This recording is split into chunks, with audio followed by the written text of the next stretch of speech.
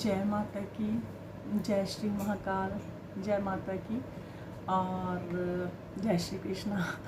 तो आप सभी को मेरा बहुत बहुत आशीर्वाद, माता रानी का आशीर्वाद, दरबार से आशीर्वाद।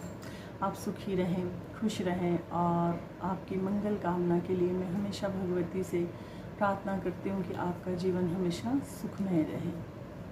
आज मैं अपना टॉपिक लेके आई हूँ क्योंकि नवरात्रे आ रहे हैं और नवरात्रे में आपको पता ही है कि सभी दीपक जलाते हैं, सभी अखंड ज्योत जलाते हैं, ठीक है ना। तो जैसे अखंड ज्योत सभी जलाते हैं तो आपको पता होना चाहिए कि अखंड ज्योत के नियम भी होते हैं।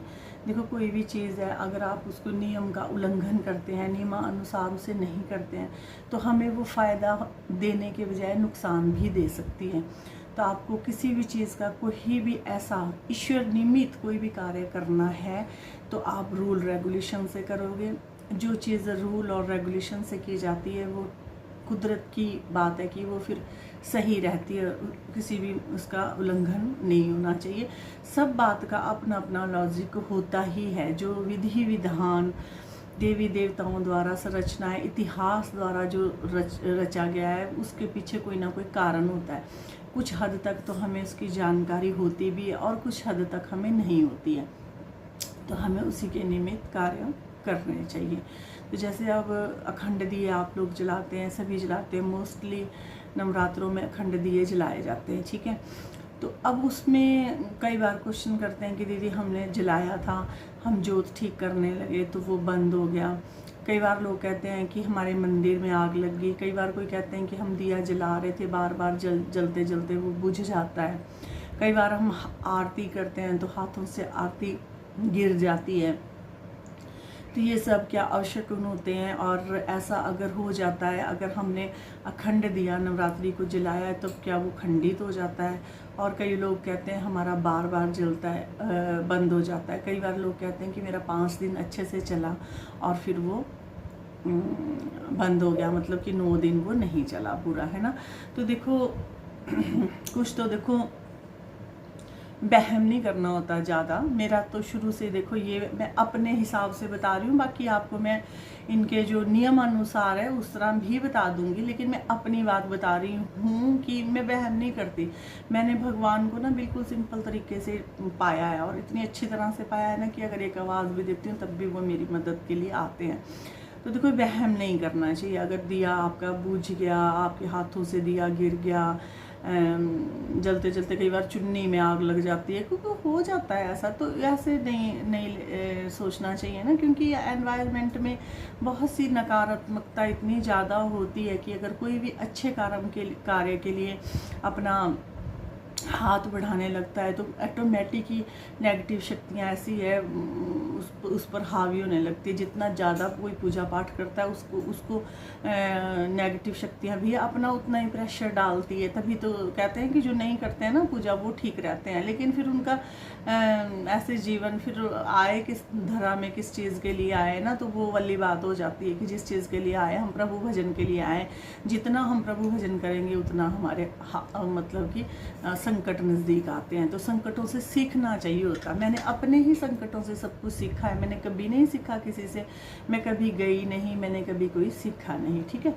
तो अगर ऐसे हो जाता है, देखो अगर अखंड दिया आपका बार बार बुझता है तो एक तो पहले आप ढंग से बनाएं, उसके मोली बनाएं। दिए का जो पात्र है वो छोटा ना रख करके बड़ा रखें, जिसमें 12-13 घंटे कंटिन्यू घी ना डालना पड़े, ज्योत जलती रहे। घी जब नीचे जाएगा या तेल कम हो जाता है या फिर उसके तेल वाली ज्योत में ऊपर कार्बन जम जाता है तो फिर वो बंद भी हो जाता है। फिर आप खींचने लगते हो तो फिर वो बंद हो जाता है। तो जब आप खींचते हो तो पहले ही जला करके उस दिए से आप ज्योत साइड में रख लीजिए, ताकि आपको ये वहम ना होए कि हमने ठीक किया और वो बंद हो गया। अगर एज इट इज़ ही वो ठीक हो जाता है आपका तो कोई बात नहीं। अगर वो बंद भी हो जाता है ठीक करते हुए तो आप उससे जला दें, क्योंकि ज्योत ठीक करते समय अक्सर मोस्टली बंद हो जाता है। अगर वो बंद हो जाता है तो वो खंडित नहीं माना जाता है। खंडित इसलिए माना जाता है कि आप वहाँ से चले गए, इधर उधर गए हैं, जब आप आए हैं तो आपका दिया बंद है, उसमें घी भी है, सब कुछ है,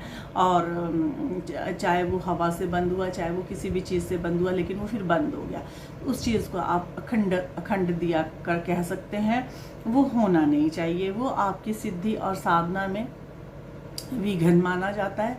इसे मैं भी विघन मानती हूँ, लेकिन मैंने दिल पे कभी नहीं ली ये बात। मेरा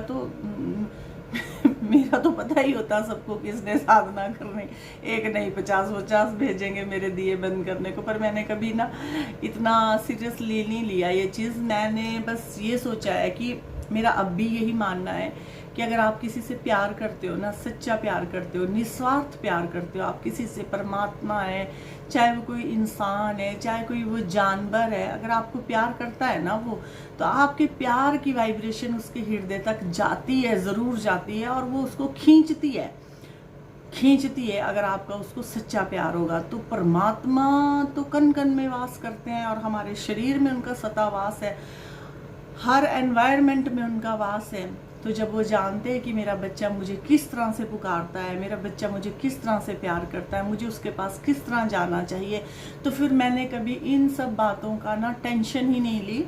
पहले लेती थी जब मुझे नहीं पता था, मुझे लगता था माता रानी नाराज़ होगी, माता रानी नाराज़ होगी, बस मेरे मन में ऐसे ही होता था। लेकिन अब नहीं होता, अब क्योंकि मैं पूछ लेती हूँ, मैं कहती हूँ माता रानी कोई गलती है, तो जैसे हो जाता है ना, तो मुझे माता रानी तू टेंशन ना करा कर, ये तेरे साथ शरारतें होती है, मुझे कोई फ़र्क नहीं पड़ता, मेरी तू प्यारी है तो रहेगी, और है और रहेगी, जब मेरी लाडली बेटी है तो रहेगी, ठीक है ना। तो मैं तो देखो नहीं इस तरह का करती हूँ, पर अगर आपने भगवती को पाना है, सच्चे दिल से उनकी कृपा प्राप्ति करनी है, तो तपस्या करनी पड़ती है। फर्श पे आप सोओगे, निरंतर दिए का ध्यान रखोगे, जागोगे, बैठोगे, साधना करोगे, मंत्र जाप करोगे। मैंने ये सब किया है। करने के बाद ही, बहुत से पड़ावों पर गुजरने के बाद ही, बहुत से धक्के खाने के बाद ही, बहुत से भयंकर दुश्मनों के साथ लड़ने के बाद ही मैंने ये मकाम हासिल किया है, ठीक है। तो आप लोगों को भी थोड़ी थोड़ी कृपा माँ भगवती की मिले, और मिलनी चाहिए, और ऐसा नहीं होता कि नहीं मिलती है, ठीक है। बाकी जैसे गोबर के उपले अंगारी पर आप भोग देते हैं, तो उससे आधे इंच की दूरी पर दिया आप रखें, और उस पर आपने भोग दिया हो, थोड़ा सा तेल का छिट्टा या देसी घी का छिट्टा भी आप दे सकते हैं। तो अगर वो दिया स्वतः ही आग को पकड़ लेता है उस गोबर के उपले पर, तो आप समझिए कि आपका भोग आपके इष्ट को लग गया है।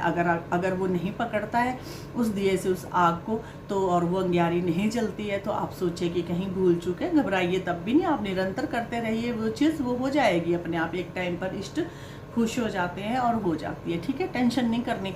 अपने माँ बाप के पास जाने के लिए क्या एफर्ट्स करने, जैसे मर्जी आप चले जाएं, वो गोद में आपको बिठा ही लेंगे, क्योंकि वो उनका बच्चा है। तो ज़्यादा नहीं टेंशन करनी होती इस बात की, लेकिन करिए।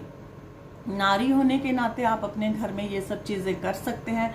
सुख समृद्धि आती है, यश मान सम्मान मिलता है, आपके बच्चों के ऊपर जो अला बला होती है उससे दूर होते हैं, सारी खुशियां घर में आती है, महारानी सभी खुशियों के भंडार आपको भरते हैं। आपके ऊपर कोई बड़ी विपदा आ रही, बड़ा संकट आ रहा, उससे भगवती आपको बचाती है, ठीक है। तो मेरा टॉपिक ना लंबा हो करके मैं यहीं इसको विराम देती हूँ। आपको मेरी वीडियोस कैसी लग रही हैं, अच्छी लग रही हैं, आप लाइक कमेंट बहुत अच्छे करते हैं, थैंक यू सो मच आप लोगों का, मैं दिल से धन्यवाद करती हूँ। माता रानी आपको खुश रखे, स्वस्थ रखे, मस्त रखे, और वीडियो को सब्सक्राइब ज़रूर किया कीजिए जब आप मेरी वीडियो देख रहे हैं। तो जय माता की, जय श्री महाकाल।